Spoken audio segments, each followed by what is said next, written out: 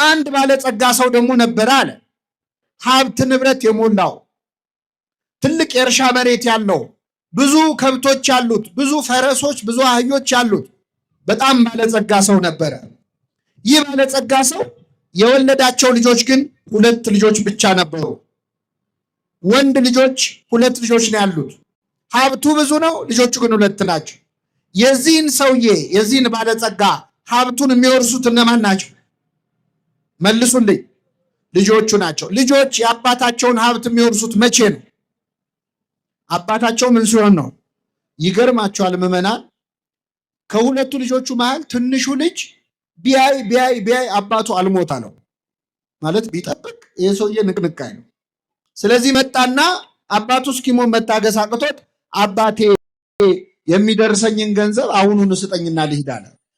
አንድ ልጅ አባቱ በሕይወት እያለ ውርስ ከጠየቀ በተዘዋዋሪ ምን እየተመኘ ነው ማለት? ሞቱን ነው። የሚደርሰኝን ስጠኝና ልሂድ አለ። አባት እሺ አለ። ገንዘቡን የሚደርሰውን ገንዘብ ሰጠው። ይህ ልጅ አባቱ እስኪሞት ቢቆይ የአባቱን ሀብት ለ2 ይካፈል ነበር። አሁን ግን አባት በሕይወት ስላለ ለ3 ነው የሚደርሳቸው። 1/3ኛውን ከፈለና ሰጠው። ይህ ልጅ አባቱን ገንዘብ ልክ እንደተቀበለ ምን እንዳደረገ ታውቃላችሁ? ብን ብሎ ከዛች ሀገር ጠፋ፣ ወደ ሩቅ ሀገር ሄደ ይላል። በነገራችን ላይ እግዚአብሔር የማይሰጠን ለምን እንደሆነ ታውቃላችሁ? ሲሰጠን እንደምንጠፋ ስለሚያውቅ። አሁን በጣም ብዙ ሰው እንደው መድኃኔዓለም ውይ የምገባበት አንድ ነገር ብቻ ስጠኝ አደራህን ብሎ ይለምናል። ሲሰጠው ግን ይጠፋል። ይህ ልጅ አባቱን ገንዘብ ይዞ ወደ ሩቅ ሀገር ሄዶ በአጭር ጊዜ የአባቱን ገንዘብ በትኖ ጨረሰ። መቼስ ያለፋህበት ገንዘብ እኮ ለማጥፋት ቀላል ነው አይደለ? ስለዚህ ካገኘው ጋር በልቶ ካገኘው ጋር ጠጥቶ በአጭር ጊዜ አባቱን ገንዘብ በትኖ ጨረሰ። ገንዘቡ አለቀ። ገንዘቡ ሲያልቅ ደግሞ ጓደኞቹም አለቁ። መቼስ ገንዘብ ሲኖረንና ሳይኖረን የወዳጆቻችን ቁጥር እኩል ነው አይደለም። አብረው የሚበሉ የሚጠጡት በሙሉ ተለዩት፣ ባዶ እጁን ቀረ። ልክ ገንዘቡን ሲጨርስ ደግሞ ምን መጣ መሰላችሁ? እዛ ሀገር ላይ ታይቶ ተሰምቶ የማያውቅ ረሃብ ተነሳ። ከፍተኛ ረሃብ ተነሳ። ይህ ልጅ ወይ ቤት አልሰራ ወይ ንብረት አላፈራ፣ ባዶ እጁን ቀረ። ረሃብ ሲያሰቃየው አንድ ሰው ቤት ተጠግቶ መኖር ጀመረ። ያስጠጋው ሰው በነፃ አላኖረውም። ችግር የለውም ቤቴ ግባና ትኖራለህ፣ ግን ቀን ቀን አሳማዎች አሉኝ እነሱን ትጠብቃለህ አሉ። ይህ ልጅ ተንደላቆ ተሞላቆ ያደገ የባለጸጋ ልጅ ነው። የምን ጠባቂ ሆነ? አይሰማም። አሳማ እንግዲህ በግዕዝ ህሱም ማለት አስቀያሚ ነው። ይህ ልጅ የአሳማ በረት ውስጥ ቀኑን ሙሉ ሲጠብቅ መዋል ጀመረ። በጣም የሚሸት በረት ውስጥ ማለት ግን የሚገርማችሁ ከሽታው በላይ ይህ ልጅ በጣም ያስቸገረው እንደሆነ ታውቃላችሁ? ረሃብ ነበር። በጣም ይርበው ነበረ። ከረሃቡ ጽናት የተነሳ አሳማዎቹ ከሚበሉት ምግብ ሊበላ ይመኝ ነበር ይላል። ምን ነው እንደው እንደነሱ ባደረገኝ ብሎ በአሳማ እስኪቀና ደረሰው። ይህን ጊዜ ወደ ልቡ ተመለሰ ይላል። እግዚአብሔር ሁላችንን ወደ ልባችን ይመልሰን። ምን አለመሰላችሁ? በአባቴ ቤት እንጀራ የሚተርፋቸው አገልጋዮች ስንት ናቸው አለ። እኔ እዚህ በረሃብ ልሞት ነው። እኔ እዚህ የአሳማ ምግብ እያየው የጎመጀው ነው። በዚህ ሰዓት በልተው ጠጥተው ጠግበው ለውሻ የሚሰጡ በልተው ጠግበው ምግብ የሚደፉ የአባቴ ቤት ሙያተኞች ስንት ናቸው? ስለዚህ አሁኑኑ ተነስቼ ወደ አባቴ እሄዳለሁ። እንዲህ እለዋለሁ፣ አባቴ ሆይ በሰማይና በፊት በደልኩ። በሰማይ እናት አባትን አክብር ባለ በእግዚአብሔር ፊት በአንተም ፊት በደልኩ። ከእንግዲህ ወዲህ ልጅህ ተብዬ ልጠራ አይገባኝም። ቤቱ ውስጥ ካሉት አገልጋዮች እንደ አንዱ አድርገኝ እለዋለሁ አለ። ተነስቶም ወደ አባቱ መጣ ይላል። ከኔ ጋር ናችሁ ምዕመናን? እግዚአብሔር ከሁላችን ጋር ይሁን። አባቱም ገና ከሩቅ ሳለ አየውና አዘነለት። ገና ብቅ ሲል ሲያየው አዘነለት። ወደ እርሱ ሮጠና አቀፈና ሳሙ። ልጁም አባቴ ሆይ ልጅ ልባል አይገባኝም አለ። አባት ግን ገና ከአፉ ተቀብሎ ከሁሉ የተሻለ ልብስ አምጡና አልብሱት፣ ለጣቱ ቀለበት፣ ለእግሩ ጫማ ስጡት፣ የሰባውን ፍሪዳ አምጡና ረዱለት፣ እንብላ ደስ ይበለን። ይህ ልጄ ሞቶ ነበር ሕያው ሆኗል፣ ጠፍቶ ነበር ተገኝቷል አለ። ደስ የሚላቸው ጀመር ይላል። ይህ ሁሉ ሲሆን ምዕመናን ይህ ባለጸጋ ስንት ልጆች አሉት ብያቸዋል። ታላቅ ወንድሙ እርሻ ሲያርስ ውሎ ማታ ላይ ወደ ቤት ተመለሰ። ወደ ቤት ሲመጣ ቤቱ እልልታ በእልልታ ሆኗል። ድግስ ላይ ነው። ከበሮ ይመታል፣ እልል ይባላል። አንዱን ሕፃን ጠራና ምንድን ነው የምሰማው ብሎ ጠየቀው። አይ ወንድም መጥቶ አባት የሰባውን ፍሪዳ አርዶለት ነው አለ። ተቆጣ፣ ሊገባም አልፈለገም ይላል። አባቱም ወጥቶ ለመነው ይላል። መከረኛ አባት የጠፋው ልጅ ሲመጣ ቤት ውስጥ ያለው ደግሞ አልገባም አለ። ኧረ እባክህ ግባ አለው። አልገባም፣ እኔ እስከ ዛሬ እንደ ባሪያ ተገዝቼልሃለሁ። እንደምን ተገዝቼልሃል? ካዘዝከኝ ያልፈጸምኩት አንድም ነገር የለም። ነገር ግን ለእኔና ለጓደኞቼ በግ እንኳን አርደ ብሉ ብለህን ታውቃለህ? ፍየል እንኳን አርዳ አብልተህን ታውቃለህ? ዛሬ ግን ገንዘብህን ከጋለሞቶች ጋር በልቶ ይሄ ልጅህ ሲመጣ አለ። ይሄ ምንህ ሲመጣ አይሰማም። ምኑ ነው ለሱ? ይህ ወንድሜ አይደለም ያለው። ይሄ ልጅ ሲመጣ ፍሪዳ አረድክለት፣ ስለዚህ አልገባም አለ። አባት ግን ምን አለው? ልጄ ሆይ አንተ እስከ ዛሬ ከኔ ጋር ነበርክ። የእኔ የሆነው ሁሉ የማን ነው? ያንተ ነው። ነገር ግን ይህ ወንድምህ ሞቶ ነበር፣ ሕያው ስለሆነ፣ ጠፍቶ ነበር ስለተገኘ ደስ ሊለን ሐሴትም ልናደርግ ይገባናል አለው ይላል። ስለ ቃሉ አምላካችን ስም የተመሰገነ ይሁን። ስንት ምሳሌዎች ነገርኳችሁ ምዕመናን። መጀመሪያ የጠፋው ምንድን ነው? ጅብ ነው። ሁለተኛው ምንድን ነው? ሶስተኛው ሰው ነው። የሚገርማችሁ የሉቃስ ወንጌል ምዕራፍ 15 አሁን ያነበብነው መድኃኒታችን ኢየሱስ ክርስቶስ ከተናገራቸው ምሳሌዎች ሁሉ እጅግ ወርቃማው ምሳሌ ነው። የሌሎች ምሳሌዎች አክሊል ነው፣ ዘውድ ነው። እንደውም አንዱ ሊቅ ምን አለ? መጽሐፍ ቅዱስ ቢጠፋ ራሱ ይህንን ምዕራፍ ወስዶ መጽሐፍ ቅዱስን ድጋሚ መጻፍ ይቻላል ይላል። እዚህ ውስጥ በጣም ብዙ ትምህርት አለ። ምስጢረ ሥላሴ አለ፣ ምስጢረ ሥጋዌ አለ፣ ምስጢረ ቁርባን አለ፣ ምስጢረ ትንሣኤ አለ፣ ነገረ መላእክት አለ፣ ብዙ ነገረ ድህነት አለ። ሁሉን ለመማር ጊዜያችንም እውቀታችንም አይፈቅድልንም። እኔ እንደው አንድ ክርስቲያን ከአምላኩ ከእግዚአብሔር ተለይቶ እንዴት ይጠፋል የሚለውን ብቻ ልንገራችሁ። የመጀመሪያ ላይ የጠፋው በግ ነው፣ እንስሳ ነው። ሁለተኛ የጠፋው ዕቃ ነው። ሶስተኛ የጠፋው ምንድን ነው? ሰው ነው። ሰው ሆነን ከአምላካችን ተለይተን ልንጠፋ እንችላለን? አንችልም? እንችላለን በኃጢአት። አንዳንዴ ደግሞ ኃጢአታችን ሲበዛ ከሰውነት ክብር ወርደን እንደ እንስሳ የምንሆንበት ጊዜ አለ እኮ አይደል? ሰው ክቡር ሆኖ ሳለ አያውቅም እንደሚጠፉ እንስሳት መሰለን እንደሚል ማለት። አንዳንዴ ደግሞ ሰው ከእንስሳም ያንሳል። በእውነት ባለንበት ዘመን እኮ ሰው ከእንስሳ ያነሰበት ዘመን ነው አይደል? አዎ። እንስሳት የማያደርጉትን ነገር ሰዎች እያደረጉት ነው። ጆሮ የሚከብድ ዜና እንሰማለን በየቀኑ፣ ለጆሮ ጭው የሚያደርግ። እንስሳ እንስሳን አይበላም፣ ሰው ግን ሰውን እየበላ ነው። ስለዚህ ከሰውነት ክብር ወርደን እንደ ዕቃ ልንሆን እንችላለን። እግዚአብሔር ምን አደረገ? ይህ ሰውዬ ይህ ባለ ታሪክ የጠፋበትን በግም ፈለገው፣ ሰውንም ፈለገው፣ ዕቃውንም ፈለገው። እንደ ሰው ብትጠፉ እፈልጋችኋለሁ፣ እንደ እንስሳ ብትሆኑም እፈልጋችኋለሁ፣ እንደ ዕቃ የማትጠቅሙ ብትሆኑም ምን እላችኋል? ይፈልገናል። እግዚአብሔር ሁላችንን ይፈልገን። ፈላጊውን ስታዩት መጀመሪያ ላይ እረኛ ነው። ሁለተኛው ላይ ሴት ነው፣ እናት ነው። ሶስተኛው ላይ አባት ነው። የሁላችን አባት ማን ነው? ምዕመናን አይሰማም። አባታችን እሱ ነው። ኢትዮጵያዊ ሊቅ ቅዱስ ያሬድ ደግሞ ኧረ አባት ብቻ አይደለም ይላል። አንተ አቡነ ወአንተ እምነ፣ አንተ አባታችን ነህ፣ አንተም እናታችን ነህ። እግዚአብሔር እናትም ነው አባትም ነው። ታላቁ ሊቅ አለቃ ኪዳነ ወልድ ክፍሌ ደግሞ አይ የለም እግዚአብሔር እናት አባታችን ብቻ እንኳን አይደለም አያታችንም እሱ ነው ይላሉ። ምናችን? ለምን? እግዚአብሔር በመጽሐፍ ቅዱስ ራሱን በዶሮ በወፍ መስሎ ይናገራል። ዶሮ ጫጭቶቿን ከቅፎቿ በታች እንድትሰበስብ እኔ እናንተን ሰበስባችኋለሁ ይላል። ከኔ ጋር ናችሁ ምዕመናን?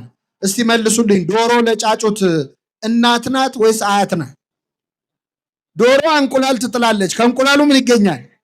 ስለዚህ እናትም ናት አያትም ናት። እግዚአብሔር እንደ እንቁላል መሬትን ፈጠረ። ከመሬት ከአፈር ደግሞ ማንን ፈጠረ? ሰውን ፈጠረ። እናትም አባትም አያታችንም ማን ነው? ስሙ የተመሰገነ ይሁን። እናትም አባትም። ግን ደግሞ ምዕመናን እናት አባታችን የፈለገ ቢወዱን በዋልንበት ሁሉ አብረውን አይውሉም፣ ባደርንበት ሁሉ አያድሩም። እግዚአብሔር ግን ከኛ ተለይቶ ያውቃል። ስለዚህ እግዚአብሔር እናት አባት ብቻ አይደለም፣ አያት ብቻ አይደለም፣ እረኛም ጭምር ነው። እግዚአብሔር እረኛዬ ነው አለ ነቢየ እግዚአብሔር ዳዊት። እግዚአብሔር ምኔ ነው? የሚያሳጣኝ እረኛ ነው እግዚአብሔር። እረኝነቱ ለምንድን ነው? ቀንም ሌሊትም የሚጠብቅ እረኛ ነዋ። እረኛ ቀን ጠብቆ ሌሊት ይተኛል። እግዚአብሔር ግን እኛን ሲጠብቅ ምን አይልም? የሚጠብቀኝ ምን አይልም? አይተኛም። ሌላው ዘበኛ እኮ ይተኛል ታውቃላችሁ። ሌላው ጠባቂ ይተኛል። ብዙ ዘበኞች ጥበቃ ያለባቸው ቡና ጠጡ ስትሏቸው ሌሊት ቡና እንቅልፍ ይከለክለኛል ይላሉ። ጠባቂ ናቸው ግን ምን ይላሉ? እግዚአብሔር ግን እኛን ሲጠብቅ ምን አይልም? አይተኛም። እረኛ በግ ጠብቆ ጠብቆ መጨረሻ በጉን ለሚገዙ ሰዎች ምን ይለዋል? ይሸጠዋል ወይ ራሱ አርዶ ይበላዋል? እግዚአብሔር እረኛችን ነው። ይሸጠናል? መልሱልኝ። ባይሆን እረኛው መድኃኔዓለም ክርስቶስ ስለኛ በ30 ብር ተሸጧል። እረኛ በጎቹን አርዶ ስጋቸውን ይበላል። የኛ እረኛ ክርስቶስ ግን እኛ በጎቹ ተሰልፈን የእረኛውን ስጋና ደም እንበላል። አላያችሁም? ቅድም ተሰልፈው የእረኛውን ስጋና ደም ሲበሉ። እኛ እኮ በግ የፈለገ ብንወደው ወይ እናርደዋለን ወይ እናሳርደዋለን። አሁን ለዓመት በዓል እስቲ መልሱልኝ። ዓመት በዓል ሲደርስ ለገና ለፋሲካ በግ የምንገዛው ከሳምንት በፊት ነው። ብዙ ጊዜ አይደለም? ከኔ ጋር ናችሁ? ከሳምንት በፊት እንገዛለን፣ በግ እናስራለን ቤታችን። ያንም በግ አንድ ሳምንት እኛ ጋር ሲቆይ አንንከባከበው? በአፉ ሳር ይሰጠዋል፣ ውሃ ይሰጠዋል። ለምንድን ነው የምንንከባከበው? እስቲ መልሱልኝ። ምናልባት ያ በግ ያን ሰሞን የሚያየውን ፍቅር አይቶ እንደው እንዴት የተባረኩ ሰዎች ናቸው፣ እንደው በልቼ የምጠግብ አይመስላቸው፣ እንደው እዚሁ እንደው አዶብት አድርገው ልጃቸው ባረጉኝ ይላል። እንንከባከበዋለን፣ ግን ለማረድ ነው። የእረኛ ፍቅር እስከ ማረድ ነው። የክርስቶስ ፍቅር ግን ለበጎቹ ነፍሱን እስከ ማሳለፍ ድረስ። ይህ እረኛ 100 በጎች ነበሩት ይላል። የጠፋበት በግ ስንት ነው? አቤት! አንዱም በግ ፍለጋ በጨለማ ወጣ፣ እስኪያገኘው ድረስ ፈለገው፣ ባገኘው ጊዜ በትከሻው ተሸከመው ይላል። ይህ እረኛ መድኃኒታችን ኢየሱስ ክርስቶስ ነው። 100 በግ የተባሉት ሰውና መላእክት ናቸው። አንድ በግ ጠፋ የተባለው ደቂቀ አዳም ነው፣ እኛ ነን፣ የሰው ልጆች ነን። እስኪያገኘን ድረስ ፈለገን የተባለው ከሰማየ ሰማያት ወርዶ እኛን ፍለጋ ተወልዶ ሰው መሆኑን ነው። እስኪያገኘው ድረስ ፈለገው፣ ባገኘው ጊዜ በትከሻው ምን አለው? ተሸከመው። ነስአ ደዌነ ወጾረ ሕማመነ፣ ኃጢአታችንን በደላችንን ክርስቶስ በትከሻው ላይ ምን ብሏል? ተሸክሟል። የጠፋ በግ አዳምን የፈለገው ባገኘው ጊዜ የተሸከመውን ቸሩን እረኛ ክርስቶስን የወለድሽልን ሆይ ምን ይበልሽ? ቅዱስ ዮሐንስ አፈወርቅ ተረጎመው። የጠፋው በግ አዳም ነው፣ ባገኘው ጊዜ የተሸከመው ክርስቶስ ነው። የተሸከመው የሁላችንን ኃጢአት። ስለዚህ እየተናገረ ያለው ስለ ማዳን ስራውን። ወደኛ ዘመን ግን ልመልሳችሁ ምዕመናን፣ ወደኛ ዘመን ልመልሳችሁ። አንድ ክርስቲያን ከቤተ ክርስቲያን ተለይቶ እንዴት ይጠፋል ካላችሁ፣ የመጀመሪያ የሚጠፋው እንደ በግ ነው። የመጀመሪያው የሚጠፋው እንደ ምንድን ነው? እንደ በግ ነው። በግ እንዴት ነው የሚጠፋው? እስቲ ንገሩኝ ምዕመናን። በግ የሚጠፋው አውቆ ነው ወይስ አያውቅ ነው? ምን እያደረገ ነው በግ የሚጠፋው? እስቲ ንገሩ። እዚህ ጋር ሳር እየበላ እዚህ ጋር የሚበላው ሳር ትንሽ ሲደርቅበት ወደዛ ሲሄድ አይደል? ውሃ ሲጠጣ እዚህ ጋር ደፍረስ ሲልበት ወደዛ ሲሄድ። በግ አስቦ ይጠፋል? አይጠፋም። በግ ሲጠፋ ቢመሽብኝስ ብሎ ያስባል? ተኩላ ቢበላኝስ ይላል? አይልም።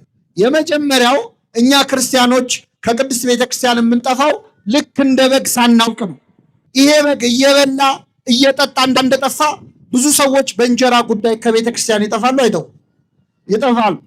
አንድ ሳር ሲበላ ሌላ ሳር፣ አንድ ውሃ ሲጠጣ ሌላ ውሃ እያለ እንደጠፋ፣ አንድ ስራ ስንነግድ ሌላ ስራ፣ አንድ ሱቅ ስከፍት ሌላ ሱቅ፣ አንድ ትምህርት ስትማር ሌላ ትምህርት እያልን እኮ ሳናውቀው ከእግዚአብሔር ቤት ጠፍተን የቀረን ሰዎች አለ። እግዚአብሔር በቸርነቱ ይመልሰን። አንዳንዱ ሰው አሁን በስራ ቢዚ ይሆንና ውጥር ይልና ምነው አትመጣም ቤተ ክርስቲያን ሲባል ውይ እኔ እኮ በጣም ቢዚ ነኝ ይላል። ይሄ በጋውን ቢዚ ነበር አልነበረ? ነበር። ይህን ሳር እያገላበጠ ማለት ነው። እግዚአብሔር አትስሩ፣ አትነግዱ፣ አትማሩ አይልም። ከቤተ ክርስቲያን ግን እንድንርቅ አይፈልግም። ከቤቱ ከመራቅ እግዚአብሔር ይሰውረን። በግ ሲጠፋ ተኩላ ቢበላኝ አይልም፣ ገደል ብገባ አይልም። ሰዎች ከእግዚአብሔር ቤት ሲርቁ ተኩላ የተባሉ መናፍቃን ቢነጥቁኝስ? የበግ ለምድ ለብሰው የሚመጡ በውስጣቸው እንደ ተኩላ ነጣቂዎች የሆኑ መምህራን ቢወስዱኝስ ብሎ አያስብም ሰው። ገደል ብገባ አይልም። ብሞትስ ሳንል ነው ከእግዚአብሔር ቤት እኮ የምንርቀው ብዙዎቻችን። እኔ ያሳዝነኛል። በተለይ ኢትዮጵያውያን እድሜ ልካችንን እኮ ለመኖር ስንዘጋጅ እኮ ነው የምንሞተው። ታውቃላችሁ? ለመኖር ስንዘጋጅ ቤት ለመስራት መኪና ለመግዛት እንደው የሆነ ህይወት ለመጀመር ስንዘጋጅ እንሞታለን። የነፍሳችንን ነገር ትተን ስጋችን ላይ ብቻ ስንሮጥ ማለት እና እንዲህ የጠፋነውን እግዚአብሔር በቸርነቱ ይመልሳል። ምን አደረገ? ፍለጋ ወጣ እግዚአብሔር ይላል። አንድ ሰው ጠፋ ብሎ አይንቅም እግዚአብሔር። ፍለጋ ወጣ፣ እስኪያገኘው ድረስ ፈለገው። እስቲ ድምፃችሁን ከፍ አድርጋችሁ ይህን ቃል ከኔ ጋር ድገሙ። እስኪያገኘው ድረስ ፈለገው። እግዚአብሔር የሚፈልገን ምን እስኪለን ነው? እስኪ ደክመው አይልም፣ አይደክመው። እስኪ ሰለቸው አይልም፣ አይሰለቸው። ምን እስኪለን ነው የሚፈልገን? እስኪያገኝ። ባገኘው ጊዜ አነሳና በትከሻው ምን አለው? ይሄ ደግሞ በጣም ይገርማል። ቀኑን ሙሉ በግ ጠብቃችሁ ውላችሁ ማታ ፀሐዩ ተጫውቶባችሁ እስቲ ገብቼ አረፍ ልበል ብላችሁ ቤት ስገቡ አንድ በግ ቢጠፋ ያንም በግ ፍለጋ ስትወጡ ደስ እያላችሁ ነው የምትወጡት? እየተራገማችሁ ነው መቼስ አይደል? አዎ። ያንም በግ ፍለጋ ወጣችሁ ተራራ ጫፍ ወጣችሁ ብታጡት፣ ደግሞ ወርደን ወደ ታች ብናጣው፣ ወንዝ ተሻግረን ብናጣው፣ እንቅፋት ደግሞ ደና አድርጎ አንድ ሁለት እግራችንን ቢመታል፣ እኩለ ሌሊት ላይ ያንን መዘዘኛ በግ ብናገኘው ተሸከሙታላችሁ? ቢቻል በዱላ ነው አይደል? እንኳን በግ ቀርቶ ልጅ ጠፍቶ ሲገኝ ምንድነው የሚደረገው? ልጅ ሲጠፋ በመጀመሪያ ወላጆች ወይኔ ልጄ፣ ወይኔ ልጄ፣ ወይኔ ልጄ ይላሉ አይደል? ሲገኝ ደግሞ ወይኔ የሚለው ልጁ ነው አይደለም? ምን አንቀዠቅ በጥርሳቸው ነው ብዙ እናቶች የሚያናግሩት። መጀመሪያ ገርፈው ነው ራሱ የት ነበርክ የሚሉት አይደል? አሁን በጣም የሚያስቀኝ አንዳንዴ እንጠፋና የት እንደነበርክ ንገረኝ ችግር የለውም አልመታህም የሚሉት ነገር አለ። ያጓጓሃል። ሊመጡ እኮ ነው ሊመቱ ነው። ተናገር ችግር የለው እኔ እውነቱ እንድትናገር ነው የምፈልገው ንገረኝ ይሉና ስትናገር ድርግም አድርገው ይመቷል። ከዛ ለንስሐ አባትህም አትናገር፣ ለሳይካትሪስትም አትናገር፣ ተለጉመህ ትቀራለህ። ወላጆች ልጆቻቸው ከገረፉ በኋላ ነው የት ነበርክ የሚሉት። ይህ እረኛ ግን ባገኘው ጊዜ በትከሻው ምን አለው? አቤት! አይገርምም? በጣም የሚገርም እኮ ነው። እመቤታችን ብቻ እኮ ነው ናት ልጇ ጠፍቶ ያልተጋረፈች እኮ እሷ ብቻ ነች። ታውቃለህ? 3 ቀን ጠፋባት እኮ ክርስቶስ። ኢየሩሳሌም ድረስ ተመለሰች ከዮሴፍ ጋር። በቤተ መቅደስ ውስጥ ከመምህራን እግር ስር ቁጭ ብሎ አገኘችው ይላል። ክርስቶስ የጠፋባችሁ ሰዎች ሌላ ቦታ አለ ቢሏችሁ እንዳትሰሙ። የክርስቶስ አድራሻው ቤተ መቅደስ ውስጥ ከመምህራን እግር ስር ነው የምታገኘው። ስታገኘው እመቤታችን አልተቆጣችም። አምላኳን ወልዳ ምን ታድርግ? ልጄ ወይ አባትህና እኔ ስንፈልግ ለምን አስጨነከን አለችው። 3 ዓመት እኮ ይዛው ስትሰደድ ለምን አስጨነከኝ ብላ አታውቅ። ከፊቷ ዞር ሲል ግን ለምን አስጨነከኝ አለች። እመቤታችን ክርስቶስ ከሷ መራቁ ነበር ጭንቀቷ፣ ሌላ አይደል። ሌላ ወላጅ ግን ገርፎ ነው የት ነበርክ የሚለው። ይህ እረኛ ግን ባገኘው ጊዜ በትከሻው ተሸከመው ይላል። ከቤቱ እንደ በግ ተቅበዝብዘን የጠፋነውን ሰዎች በቸርነቱ ተሸክሞ ወደ ቤቱ ይመልሳል። አሁን ዛሬ ጠዋት ቤተክርስቲያን የመጣ ነው ልባም ስለሆንን ይመስላችኋል? አስተዋይ ስለሆንን ይመስላችኋል? አይደለም። ተሸክሞ ያመጣን ማን ነው? እግዚአብሔር። አሁንም እኮ ተሸክሞን ነው እንጂ ተመችተ ነው አይደለም። ችሎን እኮ ነው፣ ችሎን ነው በእውነት። ስለዚህ የመጀመሪያው አጠፋፍ እንደ በግ መጥፋት ነው። እንደ የጠፋነውን በቸርነቱ ይመልሳል። ሁለተኛ የጠፋው ምን ነበር ያልኳችሁ? ሳንቲም ነው። ይህንም ብዙ አላደክማችሁም። ሳንቲምን ቅዱስ የሮኒመስ የሚባለው የቤተክርስቲያናችን ሊቅ ወይም ጄሮም የሚባለው ማለት ነው ተርጉሞታል ደህና አድርጎ። ሳንቲም የተባለው የሰው ልጅ ነው ይላል። ሳንቲም ማን ነው? ለምን በየሀገራቱ በተለይ ንጉስ ባለበት ሀገር ሳንቲም ላይ የንጉሱ መልኩ አብሮ ይቀረጻል። የኛ የሁላችን ንጉሳችን ማን ነው? ንጉሳችን ማን ነው? እኛ የማን ሳንቲም ነን? መልኩን እኛ ላይ አትሟል። ንግበር ሰብአ በአርአያነ ወበአምሳሊነ ብሎ ገና ሲፈጥረን ሰውን በመልካችን እንፍጠር ብሎ እላያችን ላይ መልኩን አትሞብናል። ስለዛ ግን በኃጢአት ስለቆሸሽን ነው እንጂ ሁላችን ላይ የእግዚአብሔር መልክ አለ። ስለዚህ እኛ የማን ገንዘቦች ነን? ስለዚህ የጠፋው ሳንቲም ሳይሆን ሰው ነው ማለት ነው። ይቺ ሴት ምን አደረገች? ሳንቲሟ ጠፋባት። ሳንቲሟ ሲጠፋ በመጀመሪያ መብራት አበራች። ከዛ ቤቷን ጠረገች። ከዛ ሳንቲሙን እዚያው ቤት ውስጥ ከቆሻሻው መሃል አወጣችው። በጉ ከቤተ ክርስቲያን የጠፉ ሰዎች ናቸው። ሳንቲሙስ ምንድን ነው ካላችሁ፣ ይህ ሳንቲም ጠፍቷል፣ ግን ያለው ቤት ውስጥ ነው። ቤት ውስጥ ነው ያለው፣ ግን ምን ብሏል? ጠፍቷል። ሁለተኛ የጠፋ የሚባለው ምን እንደሆን ታውቃላችሁ? ቤተ ክርስቲያን ውስጥ ሆኖ የጠፋ ሰው። አሁን እኛ ብዙ ጊዜ የጠፉ ሰዎች ሲባል ቅዳሴ የማያስቀድሱ፣ ሰዓታት የማይቆሙ፣ ማህሌት የማይቆሙ፣ ሰበካ ጉባኤ የማይከፍሉ፣ ሰንበቴ የማይጠጡ፣ እንዲህ ጠዋት የማይገኙ፣ ጉባኤ የማይካፈሉ ይመስሉ። እሱ ምድብ አንድ ጠፊዎች ይባላሉ። እነሱ ምን ይባላሉ? ምድብ አንድ ነው። ምድብ ሁለት ማን እንደሆነ ታውቃላችሁ? ቤተ ክርስቲያን ውስጥ ሆነን የጠፋን ሰዎች ነን። እንዳንፈለግ እዚህ ነው ያለ ነው። ሰዓታት የምንቆመው እኛ፣ ማህሌት የምንቆመው እኛ፣ የምንቀድሰው እኛ፣ የምናስቀድሰው እኛ፣ ሰበካ ጉባኤው እኛ፣ ዘማሪው ሰባኪው እኛ። ጠፉ ተብለን እንዳንፈለግ ማለት ነው። አለን እንዳይባል ደግሞ ቆሻሻ ውስጥ ነው ያለ ነው። ቆሻሻ ኃጢአት ውስጥ፣ ቆሻሻ ክፋት ውስጥ፣ ዘረኝነት ውስጥ፣ ጥላቻ ውስጥ። አሁን እግዚአብሔር እኮ ጨነቀው በእውነት እንዳያስወጣን እንዳይተፋን ፈጥሮናል። እንዳይወጣን ደግሞ ለብ ብለናል። በራድ ወይም ትኩስ ብትሆን መልካም ነበር፣ እንዲያው ለብ ስላልክ ከአፌ ልተፋ ነው ይላል። እንደዚህ ከመጥፋት እግዚአብሔር በቸርነቱ ይሰውረን። አያችሁ፣ እዚህም ሆኖ መጥፋት አለ። ለካ እንደኔ እኔ እዚህ እንደቆምኩት ቃሉን ቆሞ እየሰበኩ መጥፋት አለ፣ እያስተማሩ መጥፋት አለ። እና ቤት ውስጥ ሆኖ መጥፋት በጣም አስቸጋሪ ነው። ሌላውን እያስተማሩ ንስሐ ግቡ እያልን ንስሐ ማንገባ፣ ታረቁ እያልን ቂመኞች። ከኔ ጋር ናችሁ ምዕመናን? ጥሩምባ ነፊ ታውቃላችሁ? ታውቃላችሁ? አታውቁ? ጥሩምባ ነፊ ቀብር አይገኝም ይባላል። የጥሩምባ ነፊ ህይወት ያለን ሰዎች አለን። ሌላውን ንስሐ ግባ የምንል እኛ ግን ማንገባ፣ ሌላውን ታረቅ የምንል እኛ ግን ቂመኞች። ልክ እንደ መርፌ አሁን ብዙ ቀዳዳ ይሰፋል፣ እላዩ ላይ ግን አንድ ቀዳዳ አለች። እሷን ይሰፋል አይሰፋ። መርፌ የሆንን ሰዎች አለ። የሰው ቀዳዳ ስንሰፋ የምንውል ማለት ወይ ደግሞ እንደ መቋሚያ አሁን ብዙ ሰው ተደግፎት ይቆማል። እሱ ቆሞ ያውቃል? መልሱልኝ። ማቆም እንጂ መቆም አይችልም። እንደዚህ ያለ ህይወት ያለንን እግዚአብሔር በቸርነቱ ይማረን። ምን አረገች ሴቲቱ? መብራት አበራች ይላል። ምንድነው መብራት? ቃሉ ነዋ።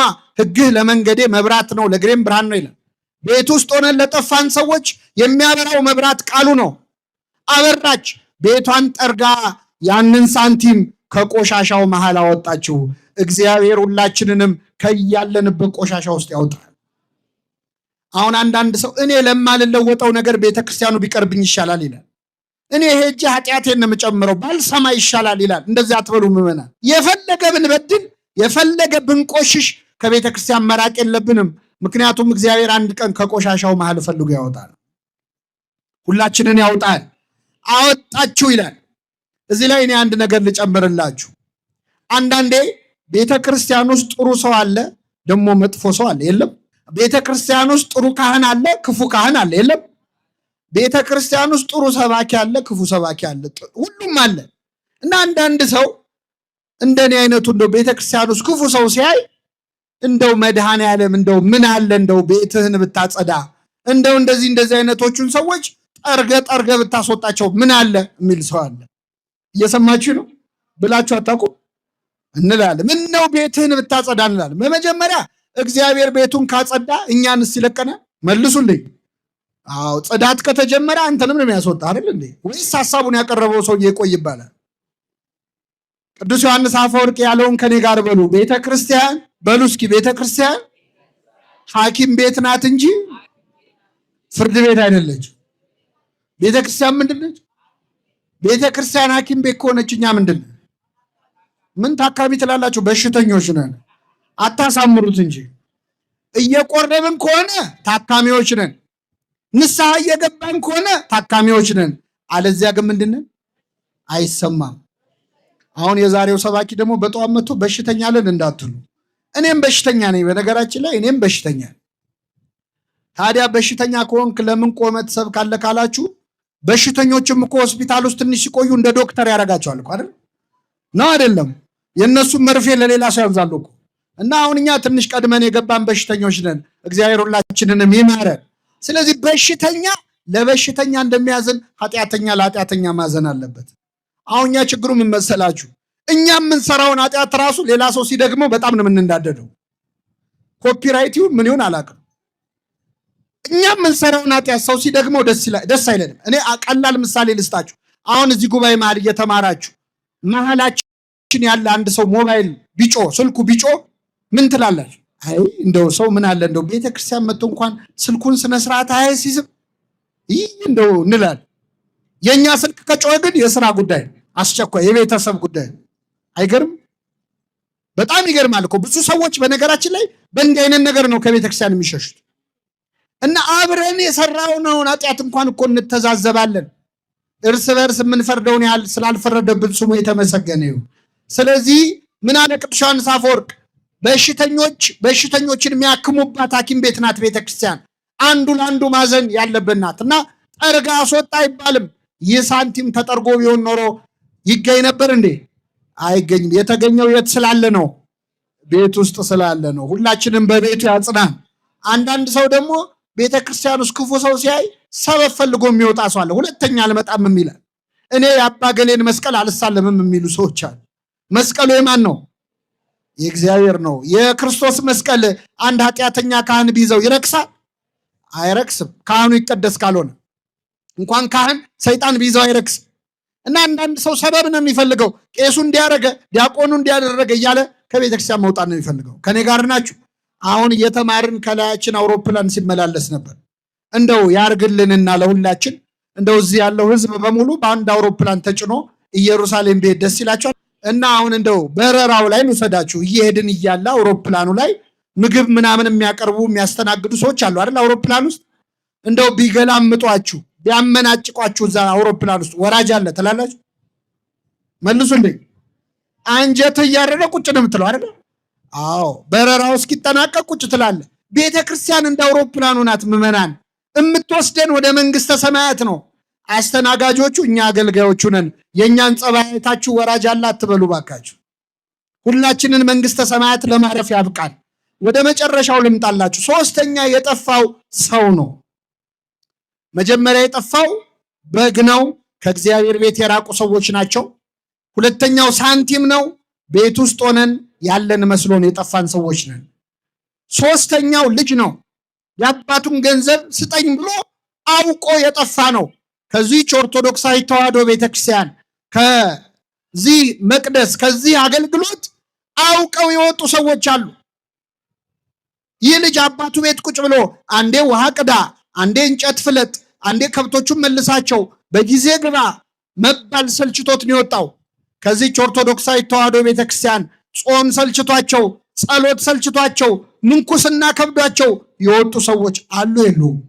እግዚአብሔር ይመልሳቸው።